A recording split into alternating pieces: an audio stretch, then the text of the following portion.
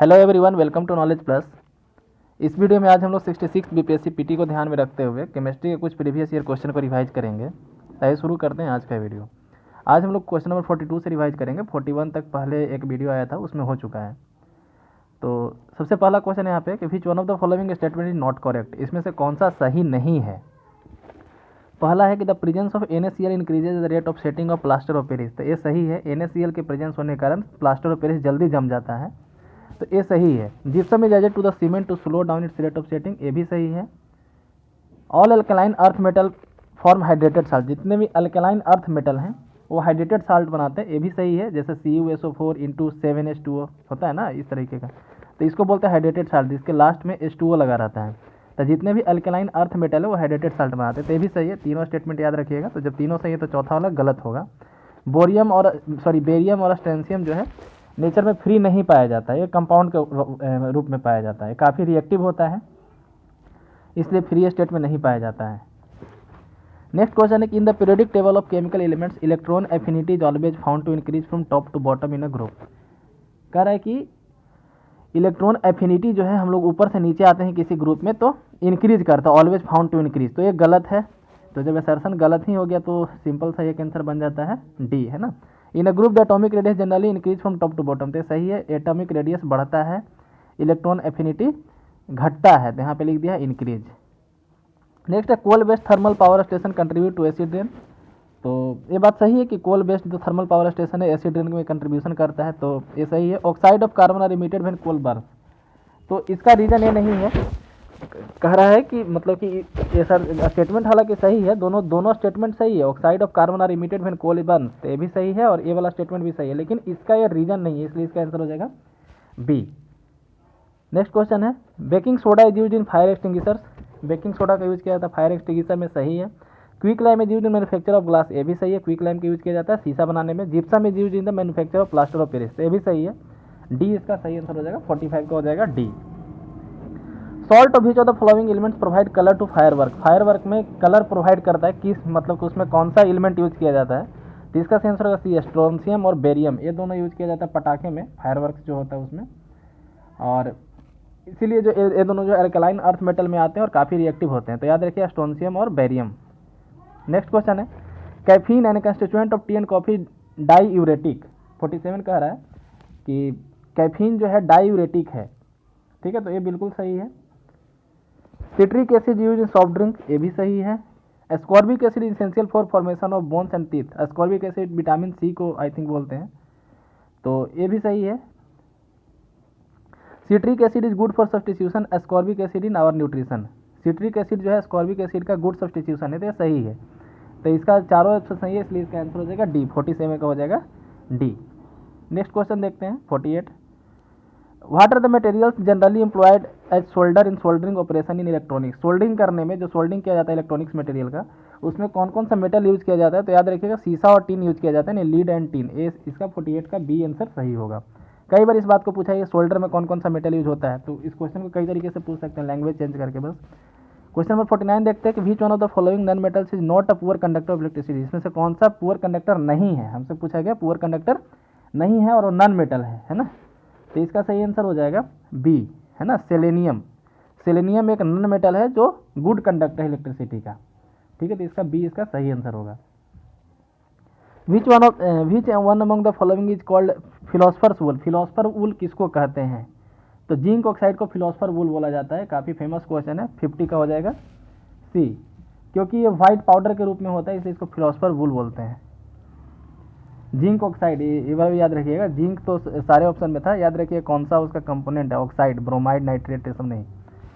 Which one of the following doesn't contain silver, silver किस में नहीं होता है, तो बी इसका सही आंसर होगा, जर्मन सिल्वर में सिल्वर नहीं होता है, ये मेनली कॉपर, निकेल और जिंक 3 चीज़ का बना होता है, बाकी सब में सिल्वर होता है। What are rubies and sapphires chemically known as, rubies को केमिकली क्या बोला जाता है, तो रूबी को केमिकली एल्युमिनियम ऑक्साइड बोला जाता है। इसके पहले वाले क्वेश्चन में भी एक ऐसा क्वेश्चन था, मतलब इस पहले वाले वीडियो में भी एल्युमिनियम ऑक्साइड को रूबी बोला जाता है, तो इसका बी आंसर सही होगा। Next which one of the following note है स्ट्रेंजर गैस, स्ट्रेंजर गैस किसको बोलते हैं, तो स्ट्रेंजर गैस जिनॉन को बोलते हैं, जेनॉन को हम लोग स्ट्रेंजर गैस बोलते हैं क्योंकि काफ़ी ज़्यादा अनरिएक्टिव है और हवा से भी भारी होता है, इसीलिए इसको स्ट्रेंजर गैस बोला जाता है। क्वेश्चन नंबर 54 है कि which one of the following pairs of metal constitute the highest metal and heaviest metal, सबसे हल्का और सबसे भारी मेटल कौन सा है? तो इसका सही आंसर होगा लिथियम और ऑस्मियम। लिथियम सबसे हल्का और ऑस्मियम सबसे भारी होता है, तो इसका बी आंसर सही होगा। लीड इंजेस्टेड और inhaled is a health hazard after the condition of lead to petrol has been banned, what still are sources of lead poisoning. कह रहा है कि लीड यानी कि जो शीशा होता है उसको यदि हम लोग सांस ले लें या फिर उसको खा लें, किसी तरीके से हमारे बॉडी में अंदर चल जाएगा तो काफ़ी हमारे नुकसान होता है, तो इसीलिए पेट्रोल में लीड को बंद कर दिया गया। ठीक है, आखिर और क्या उसके अलावा और क्या क्या सोर्सेज है लीड पॉइजनिंग का, तो उसका आंसर हमको देखना है। तो सबसे पहले यहाँ पे है स्मेल्टिंग यूनिट, ये बिल्कुल सही है। पेन एंड पेंसिल, तो पेन और पेंसिल में लीड कहाँ यूज होता है ना, तो ये तो गलत हो गया। पेंट में भी होता है, सही है। हेयर ऑयल एंड कॉस्मेटिक्स, इसमें नहीं होता, तो 1 और 3 इसका यानी कि बी इसका सही आंसर हो जाएगा। 55 का हो जाएगा बी। क्वेश्चन नंबर 56 है कि photochemical smog is resultant of the reaction among. Photochemical smog जो है किस चीज़ का मतलब कि किस रिएक्शन का रिएक्टेंट है, मतलब किस रिएक्शन का रिजल्टेंट है, तो इसका सही आंसर होगा ए, NO2O3 and peroxy acetyl nitrate in the presence of sunlight. ठीक है, तो इसका आंसर मेनली ये क्वेश्चन ये वाला याद रखिएगा, NO2 और O3 कम से कम होना चाहिए फोटोकेमिकल स्मॉग में। क्वेश्चन नंबर 57 है कि which one of the following are examples of chemical change. Chemical change कौन है, काफ़ी सिंपल सा क्वेश्चन है। Crystallization of sodium chloride, sodium chloride का क्रिस्टलाइजेशन होना। नेक्स्ट है मेल्टिंग ऑफ आइस और सॉरिंग ऑफ मिल्क, मतलब दूध का खट्टा होना। Choose the correct answer using the given below. हमसे पूछा क्या गया था, एक minute, are example of chemical change, chemical change का एग्जाम्पल कौन है ना, तो इसका सही आंसर होगा 1 और 2। ठीक है, सॉरी 1 और एक मिनट, सॉरी एक दोबारा क्वेश्चन देखते हैं एक बार। Which of the following examples of chemical change, तो क्रिस्टलाइजेशन ऑफ सोडियम क्लोराइड ये नहीं है, सोडियम क्लोराइड क्रिस्टल बनेगा वापस, उसको हम लोग गर्म करके या फिर किसी तरीके से उसको पुराने फॉर्म में ला सकते हैं। मेल्टिंग ऑफ आइस ये भी नहीं है केमिकल चेंज, तो सेकंड जहाँ वहाँ काट दीजिए, ये दोनों तो कट गया, तो 3 आंसर होगा। Soaring of milk chemical change है, दूध का खट्टा होना केमिकल चेंज है। केमिकल चेंज उसको बोलते हैं जो इरिवर्सिबल हो, जो वापस नहीं आता। आगे पढ़ते हैं, which of the following polymers is widely use for making bullet proof material. Bullet proof material बनाने के लिए कौन सा पॉलीमर को ज़्यादा यूज किया जाता है, बहुत ज़्यादा यूज किया जाता है, तो है पॉलीकार्बोनेट। इसका आंसर हो जाएगा D. The offending substance in the liquor tragedy leading to the blindness. Blindness मतलब कि लीकर यानी शराब में कौन सा ऐसा मटेरियल होता है जिसके कारण ब्लाइंडनेस हो सकता है, तो यह मिथाइल एल्कोहल। ठीक है, इसको मेथनॉल भी बोलते हैं, तो इसका आंसर हो जाएगा 59 का D. The characteristic order of garlic is due to, garlic का जो महक है, स्मेल है, किसके कारण होता है, तो उसके अंदर सल्फर पाया जाता है, तो ये होगा असल्फर कंपाउंड, बी इसका सही आंसर होगा। गार्लिक के अंदर जो है सल्फर पाया जाता है। क्वेश्चन नंबर 61 है कि which one of the following is an active component of oil of clove. Clove का जो ऑयल होता है, मतलब जो लौंग का तेल है, ठीक है, उसमें कौन सा मटेरियल होता है, तो इसमें यूगेनॉल पाया जाता है। यूगेनॉल इसका सही आंसर होगा 61 का B. Which one of the following was used as chemical weapon the first world war. First world war में केमिकल वेपन के रूप में क्या यूज किया गया था, तो इसमें होगा मस्टर्ड गैस। मस्टर्ड गैस का यूज किया गया था केमिकल वेपन के रूप में 1917 में, जर्मनी के द्वारा इसको इंट्रोड्यूस किया गया था। तो ये ज्योग्राफी में भी पढ़ना है और सॉरी हिस्ट्री में भी पढ़ना है और केमिस्ट्री का भी क्वेश्चन हो सकता है। तो इससे एक्चुअली होता क्या है कि कोई आदमी मरता नहीं है, मतलब कि इससे डेड नहीं हो सकता कोई आदमी, लेकिन स्किन जो है ना, स्किन को ख़राब कर देता है। आँख जो है काफ़ी ज़्यादा उस समय लहरने लगता है, वॉमिटिंग होता है, इस तरीके का होता है। तो आप आंसू गैस का एक तरह से इसका अल्टरनेट बोल सकते हैं। आगे बढ़ते हैं, which one of the following the highest fuel value, सबसे ज़्यादा फ्यूल वैल्यू किसका है, तो हाइड्रोजन सबसे अच्छा फ्यूल माना जाता है, ये इसका सही आंसर होगा। हाईएस्ट फ्यूल वैल्यू जो है हाइड्रोजन का है। आगे बढ़ते हैं हम लोग, which one of the following use antifreeze for the automobile engine. Automobile engine में एंटी फ्रीज के रूप में क्या यूज किया जाता है, तो ये होगा इथाइलिन ग्लाइकोल। इथाइलिन ग्लाइकोल को एंटी फ्रीज के रूप में यूज किया जाता है। नेक्स्ट क्वेश्चन है कि phenyl is use as a household germicide. Household germicide के रूप में फिनाइल का यूज किया जाता है, बिल्कुल सही। हम लोग घर में फिनाइल को धोते हैं फिनाइल से। Phenyl is a phenol derivative of phenol is an effective germicide, ये भी सही है। मतलब कि हम लोग फिनाइल का यूज जर्मिसाइड के रूप में क्यों करते हैं, उसका रीजन यहाँ दिया है, तो आंसर हो जाएगा ए, 65 का ए। नेक्स्ट है, which one of the following statement about acetylene. Acetylene के बारे में कौन सा स्टेटमेंट सही है। पहला है it is use in welding industry, बिल्कुल सही है, क्लास 10th लेवल का ये क्वेश्चन है। It is a raw material for preparing plastic, plastic बनाने के लिए इसका यूज किया जाता है, ये भी सही है। It is easily obtained by mixing silicon carbide and water of these element. तो ये गलत है, इसलिए इसका सही आंसर होगा ए, 66 का हो जाएगा ए। क्वेश्चन नंबर 67 देखते हैं। Formic acid is stronger acid than acetic acid. Formic acid जो है स्ट्रॉन्गर है एसिटिक एसिड के मुकाबले। ये असर्शन से जो सही है, रीजन देखते हैं रीजन सही है या नहीं। Formic acid is an organic acid, तो ये भी सही है, लेकिन ये इसका रीजन नहीं है। यहाँ पे क्या था, formic acid is stronger acid than acetic acid. Formic acid acetic acid से स्ट्रॉन्गर है, यहाँ पे लिखा है formic acid an organic acid. तो ये स्टेटमेंट तो सही है, लेकिन इसका रीजन नहीं है, क्योंकि फॉर्मिक और एसिटिक दोनों ऑर्गेनिक एसिड है। ठीक है, तो 67 का आंसर हो जाएगा बी, यानी कि दोनों सही है लेकिन उसको एक्सप्लेन नहीं करता है। क्वेश्चन नंबर 68 देखते हैं। विच इंडस्ट्रियल प्रोसेस, और इधर इंडस्ट्री एसोसिएटेड है ना, तो कहाँ किसको यूज किया जाता है, तो क्रैकिंग। तो क्रैकिंग देखते हैं आगे कौन सा बचता है। स्मेल्टिंग, स्मेल्टिंग का यूज किया जाता है कॉपर में। ठीक है, तो बी का 3, तो बी का 3 जहाँ जहाँ है वो ऑप्शन होगा, यानी कि ए और डी तो पहले ही कट गया इस तरीके से। हाइड्रोजिनेशन का यूज किया जाता है रबड़ में, सॉरी एडिबल फैट में है ना, हाइड्रोजिनेशन करके हम लोग वेजिटेबल ऑयल से वेजिटेबल घी बनाते हैं। ठीक है, तो सी का हो जाएगा 4, तो सी का 4 जहाँ वो आंसर होगा, यानी कि बी का 3 सी का 4, ये आंसर हो जाएगा इसका बी, है ना। तो क्रैकिंग का यूज करते हैं पेट्रोलियम में और वैल्कनाइजेशन का रबड़ में। ये भी सिंपल था, तीनों सिंपल था, यही काफ़ी लोग कंफ्यूज करेगा, तो ऐसे एलिमिनेशन करके हम लोग लगा सकते हैं। क्रैकिंग हो गया पेट्रोलियम, स्मेल्टिंग हो गया कॉपर, हाइड्रोजिनेशन एडिबल फैट और वल्कनाइजेशन रबड़। इस तरीके से इसका आंसर हो जाएगा बी। 68 का आंसर हो गया बी। क्वेश्चन नंबर 69 देखते हैं। विच one of the following is correct sequence in increasing order of molecular weight of the hydrocarbon. Hydrocarbon के मॉलिक्यूलर वेट के इंक्रीजिंग ऑर्डर में कौन सा सही सीक्वेंस है। तो सबसे पहले आता है मीथेन, इथेन, प्रोपेन, ब्यूटेन। तो काफ़ी सिंपल है, ये इसका सही आंसर होगा। क्वेश्चन नंबर 70 है। The purpose of adding sodium sulphate and sodium silicate to detergent in a washing powder. Washing powder में ये दोनों का यूज किया जाता है, सोडियम सल्फेट और सोडियम सिलिकेट का। इसका रीजन क्या है, to keep washing powder dry, बिल्कुल सही। To maintain the alkalinity of the powder, बिल्कुल सही। तो दोनों इसका सही होगा, 70 का आंसर हो जाएगा सी। क्वेश्चन नंबर 71 देखते हैं। इधर फ्यूल गैस है और इधर उसका कंस्टिट्यूएंट है, उसमें क्या पाया जाता है, हमको बाकी मिलाना है। तो सीएनजी में मीथेन और इथेन पाया जाता है, तो ए का हो जाएगा 3, तो ए का 3 बी और डी में है। कोल गैस जो है, कोल गैस पाया जाता है, सॉरी कोल गैस में ब्यूटेन और कोल गैस में हाइड्रोजन, मीथेन और कार्बन मोनोऑक्साइड, ये तीनों पाया जाता है। तो बी का हो जाएगा 4, तो ए का 3 बी का 4 बी में ही है, तो बी इसका सही आंसर हो जाएगा। बाकी एलपीजी में ब्यूटेन और प्रोपेन और वाटर गैस में कार्बन मोनोऑक्साइड और हाइड्रोजन इस तरह से पाया जाता है। तो याद रखिएगा इसको, 71 का आंसर हो जाएगा बी। क्वेश्चन नंबर 72 देखते हैं। लिक्विफाइड नेचुरल गैस यानी LNG is liquefied under extremely cold temperature and high pressure to facilitate storage of transportation in spacecraft vehicles. आगे का ऑप्शन देखते हैं। First LNG terminal in India was built in Hassan. तो ये बिल्कुल अपने आप में गलत है। पहला एलएनजी टर्मिनल जो है दहेज में बना था, ये भी हम बता देते हैं। अभी दहेज में बना था, दहेज एक जगह का नाम है। आप कमेंट सेक्शन में बताइए कि किस सिटी में, मतलब सॉरी कौन से स्टेट में है, ठीक है। और हसन में नहीं बना था, हसन तो कर्नाटका में है। तो सेकंड जहाँ गलत हो गया, तो जहाँ सेकंड है उसको काट दीजिए, ये दोनों कट जाएगा, 1 सही है। Natural gas liquid are separated from LPG and these include ethane, propane, butane and natural gasoline. तो ये बिल्कुल सही है, तो 72 का आंसर हो जाएगा बी। बी इसका सही आंसर होगा। क्वेश्चन नंबर 73 देखते हैं। The main constituent of the liquefied petroleum gas is methane. Liquefied petroleum gas का मेन कंस्टिट्यूएंट जो है मीथेन है। तो ये अपने आप में स्टेटमेंट गलत है। एलपीजी में मीथेन नहीं होता है, ब्यूटेन होता है, जो हम लोग घर में खाना बनाते हैं उसमें। तो ए इज फॉल्स, इसीलिए डी इसका सही आंसर हो गया। सेकेंड स्टेटमेंट पढ़ लेते हैं। सेकेंड स्टेटमेंट ऐसे सही ही है। Methane can be use directly for burning in homes and factories where it can be supplied from pipeline, बिल्कुल सही। 73 का आंसर हो जाएगा डी। आगे पढ़ते हैं।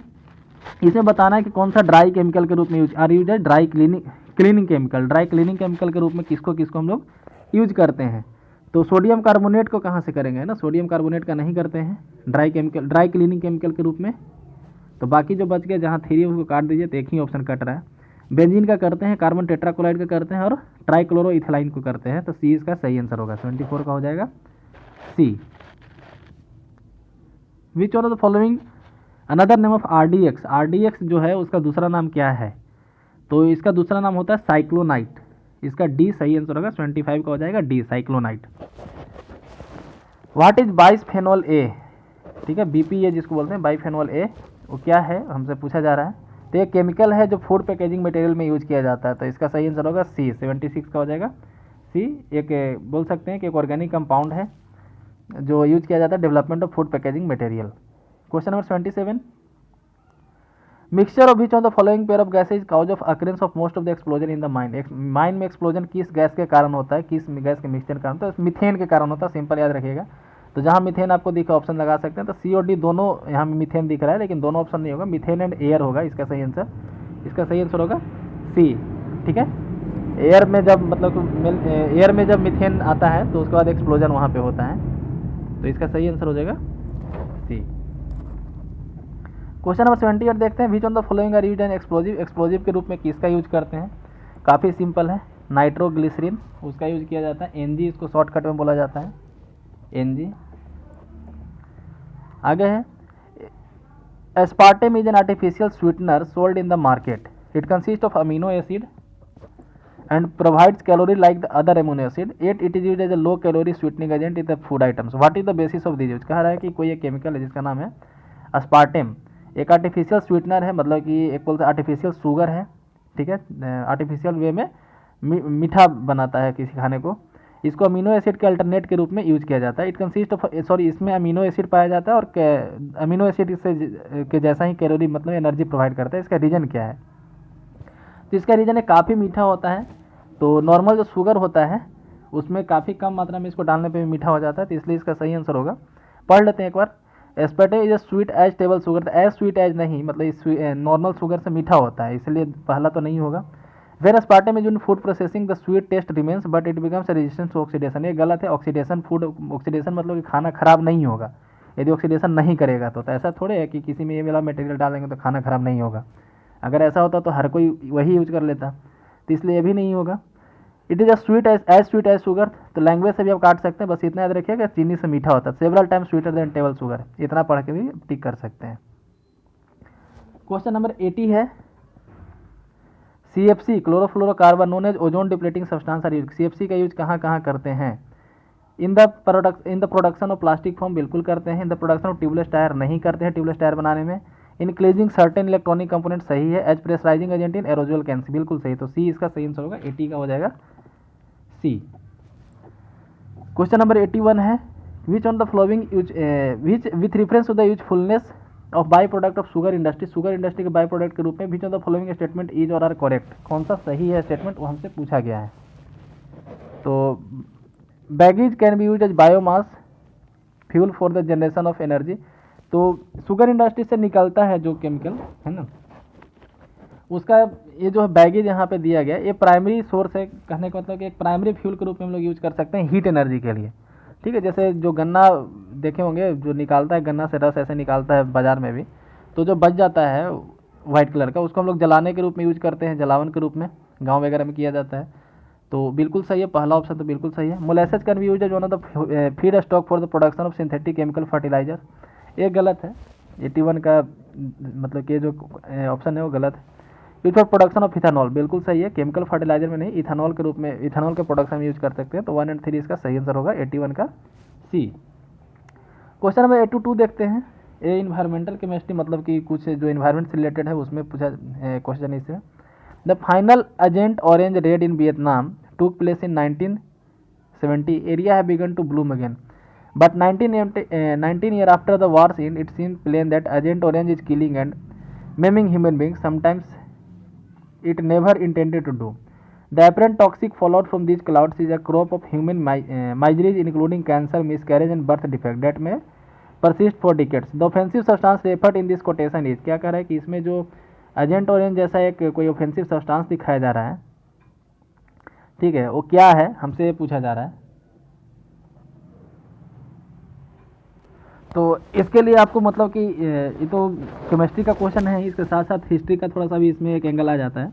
एक्चुअली हुआ क्या था कि अमेरिका और वियतनाम में जो वार हुआ था तो वहाँ पे अमेरिका जो है एक केमिकल यूज़ किया जाता था, अमेरिका एक केमिकल यूज़ किया था, तो केमिकल यूज़ करने का रीज़न क्या था कि वियतनाम के जो लोग थे वो गोरिल्ला वार बहुत ज़्यादा करते थे, तो अमेरिका को लगा कि ऐसे तो हम जीत नहीं पाएंगे, इसलिए वो एक केमिकल था जिसका नाम था डाइऑक्सिन, है ना। यदि आप केमिस्ट्री नहीं भी जानते हो तो हिस्ट्री में पढ़ना, क्लास 10th का इंडो चाइना वाला हिस्ट्री में, डाइऑक्सिन नाम का एक केमिकल था, उसको जंगल में छिड़काव करवाया, जिसके कारण से जंगल के पेड़ जो है अपने आप सूखने लगे और कुछ कुछ गिरने लगे, है ना। तो जिसके कारण से अब गुरिल्ला वार करना उन लोगों के लिए पॉसिबल नहीं हो पा रहा था वियतनाम के लोगों को। जब जंगल ही नहीं रहेगा तो गुरिल्ला वार होगा कैसे, है ना। तो इस तरीके का कुछ रणनीति अपनाया था। तो इससे तो जंगल तो साफ हुए ही, उसके अलावा वहाँ के लोगों को कई मतलब हेल्थ इफेक्ट हुआ, जैसा कि यहाँ पे दिखाया जा रहा है कि क्या क्या हुआ कि कैंसर, मिसकैरेज, बर्थ डिफेक्ट, ये सब हुआ।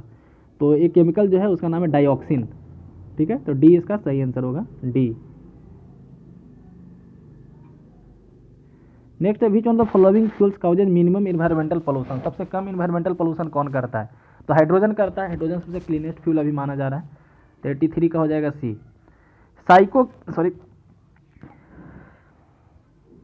Physico chemical characteristics of water in water sources undergo changes due to. तो इसका सही आंसर होगा एफ्लुएंट। ये कहने का मतलब है,